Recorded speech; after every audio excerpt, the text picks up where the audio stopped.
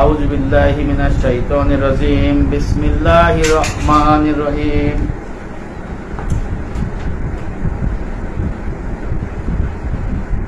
ইয়া আইয়ুহাল্লাযীনা আমানু উদখুলু ফিস-সিলমি কাফফা ওয়া লা তাত্তাবিউ খুতুওয়াতিশ শাইতান ইন্নাহু লাকুম আদুউম মুবিন।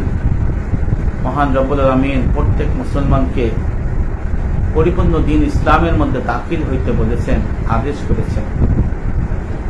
আর আল্লাহ রসুল এই দ্বীন ইসলামকে তিনটি মাসালার সমষ্টি বলে আখ্যায়িত করেছেন। ওয়া সাম্মান নবী সাল্লাল্লাহু আলাইহি সাল্লামা ঈমানা ওয়া ইসলামা ওয়া ইহসানা ওয়া দ্বীন। নবী করিম সাল্লাল্লাহু আলাইহি ওয়াসাল্লাম আকাইদ, তাসawwুফ, ফিকহ, ঈমান, ইসলাম, ইহসান এই তিন প্রকার মাসালার সমষ্টিকে দ্বীন বলে আখ্যায়িত করেছেন। সুবহানাল্লাহ। তাহলে এই পরিপূর্ণ দ্বীন ইসলামের মধ্যে যারা প্রবেশ করে দ্বীনের বিধিবিধান পালন করবে, তাহলে হাদিস শরীফে আমি যে আলোচ্য সূচি দিয়েছি, হাদিস শরীফ অনুযায়ী যে ময়দানে আসরে 10 প্রকারের ব্যক্তি চেহারা বিকৃত হবে দুনিয়ার কার্যকলাপের উপরে, তারা দোজখে যাবে, কিন্তু পূর্ণাঙ্গ নিয়ে থাকলে এরকম বিকৃত হবে না, দোজখে যাবে না ইনশাআল্লাহ, আশা করা যায়। আর ময়দানে আসরে পুলসিরাতে যে 7টি পুল তৈরি হবে জাহান্নামের উপরে, সেখানেও তারা বাধাগ্রস্ত হবে না।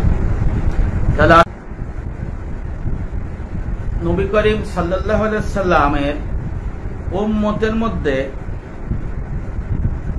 10 শ্রেণীর উম্মত কে আল্লাহ পাক চেহারা বিকৃত করে ময়দানে হাসর উঠাবে, নাউজুবিল্লাহ।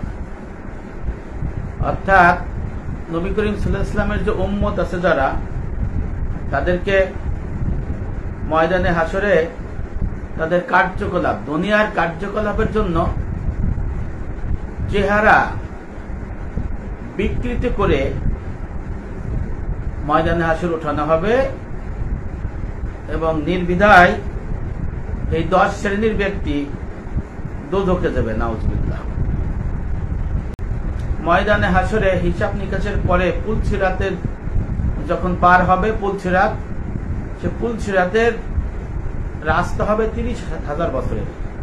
সে 30,000 বছরের রাস্তার নিচে থাকবে হলো, পুলসিরাতের নিচে থাকবে জাহান্নাম। এই পুলসিরাতের উপরে 7টা পুল গিরিপথ থাকবে। এই 7টা গিরিপথে আপনার 7 ধরনের ব্যক্তিকে, দুনিয়ায় যে 7 ধরনের কাজ ছিল সেই কাজ তারা করছে।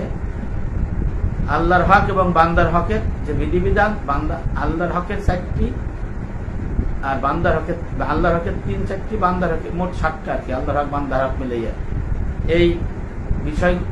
সেখানে তাদেরকে পাকড়াও করা হবে পুলসিরাতের উপরে, আবার তাদেরকে সেখানে ওই জিজ্ঞাসাবাদ করা হবে।